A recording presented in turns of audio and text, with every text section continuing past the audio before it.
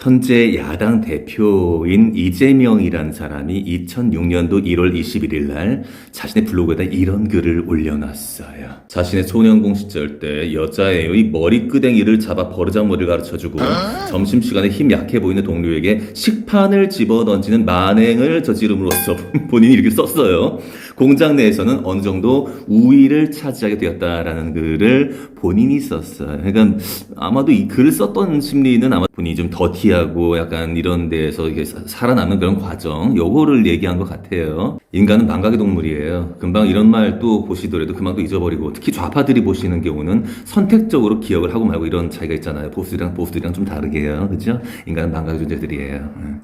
저는 개인적으로 어떤 그 기억력이라는 게 참 좋은 표현에 해당돼요. 그냥 어떤 다른 기억력이 아니라 거의 다 까먹는데 중요한 사건이라든지 이건 뭐지? 이런 거 있잖아요. 그러니까 예를 들어서 제가 어린 시절 때 목욕탕에 갔었던 적이 있었었는데 그 어떤 그 남자 하나가 탕 안에서 제 허벅지에다가 제 성기를 비비는 거예요. 진짜 막 이렇게 싸대기를 막 날려버리려다가 그냥 꾹꾹 하고 나왔거든요.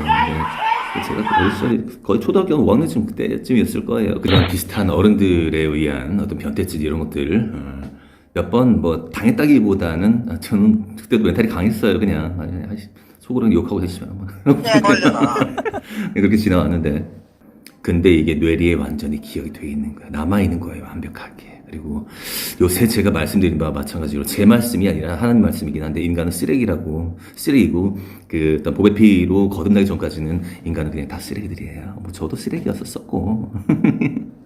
이재명 얘기하다 갑자기 큰 비약을 하게 된 이유는 여기에 있어요. 인간이 쓰레기라니까요. 비약이 아니라 전체적인 틀을 좀 말씀드리고 싶은 거예요. 여러분 계속 잊어버리잖아요, 뭔가. 줄 서고 돈 써가지고 교수 되고 의사 되고 뭐 이런 사람들 되게 많잖아요. 그리고 인권 변호사들 가운데서 아마 꽤 있을걸요. 문재인이나 이재명 같은 사람들이 얘들 40회상 것도 한번 조사해봐야 돼, 한번 진짜로. 근데 어쨌든 다들 알고는 계시잖아요. 이 사회가 굉장히 돈 위주로 돌아가게 되어 있고 돈으로 많은 권력들과 이런 자리들을 살 수 있다는 사실을 알게 돼요. 근데 알면 뭐하냐고 잊어버리는데 다들. 그잖아요. 세상이 이렇게 악해지게 된 이유가 뭐예요? 여러분들 잊어버리기 때문에 그래요. 잊어버리잖아 지금도. 1939년도에요. 조선 여인 임정자라는 사람이 일본 처녀 4명을 만주로 팔려다 검거됐대요. 광부가 시골 처녀를 취직시켜준다라는 미끼로 데려와서 동거하다가 인육시장에 넘겨버렸다고. 마약에 중독된 의사가 이 마약값으로 아내를 팔고 자기는 길에서 얼어 죽었다는 뉴스. 여자 끼고 술 먹는 거 좋아하던 남자가 자기 아내를 술집 여자로 팔고 나서 나중에 창녀를 한 번 더 팔아버렸다는 뉴스. 자기 아내를 의주에 팔고 고향 처녀를 만주에 팔려다 미수에 그친 사건. 어라? 위안부 모집 광고? 강제징용 아니었어? 야, 팔아넘긴 부녀자가 무려 150명에 달한대요. 조선에서 남태평양까지. 상해 북중국까지 유괴의 손, 처녀과부 100명 돌파. 당시 시내에 유괴범들이 이렇게 많았나봐요. 14세 처녀 유인, 유괴범 주의보. 농촌의 부녀를 꼬셔다가 성폭행하라고 팔아버렸다는 뉴스. 팔려나가는 농촌 처녀를 경찰이 구출을 했대요. 이때 당시 경찰은 당연히 일본 경찰이었겠죠. 더럽고 미개한 조센징들. 사기성으로 유인한 인신매매는 당연히 불법이자 범죄 행위이죠.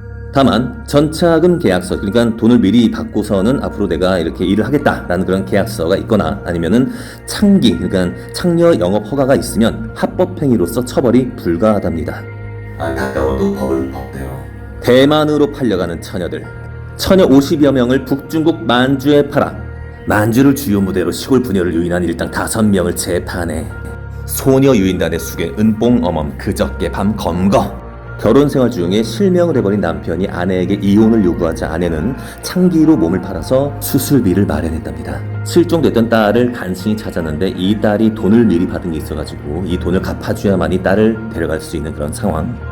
불쌍한 과부의 친구로 접근, 높은 월급으로 속이고 팔아 경찰도 동정의 눈물을 흘려. 일본 경찰이요. 위조 집회범으로 잡힌 현직 교무주임 교사가 제자 10여 명을 강간 후 창기로 팔아버려. 자기 친구 집에 아내를 잠깐 맡겼는데 이 친구 내외가 곧바로 이 아내를 팔아버렸대요. 우리는 착하고 고결한 민족인데 일본이란 악한 나라가 일방적으로 우리를 지배하고 무참히 짓밟은 겁니까? 법망을 요리조리 빠져나가면서 인신매매하고 강간하고 이런 악한 민족이 민족 문제를 스스로 결정할 수 있었다고 보십니까? 그릇된 애국심과 국뽕에 취해 있는 좌파들아, 너희들은 좌파 정치인들이 소아성애로 애기를 죽여온 걸 철저히 외면 중이란다. 더럽게 양심 없는 것들. 제가 애들 뭐 소아성애 이런 문제들 맨날 얘기하고 페북에도 거의 맨날 하잖아요. 매일 하는 이유가 뭔 줄 아세요? 잊어버리니까. 약간 이 모든 것들을 하나의 틀로 묶어가지고 이렇게 얘기하면 돼요. 인간은 쓰레기다.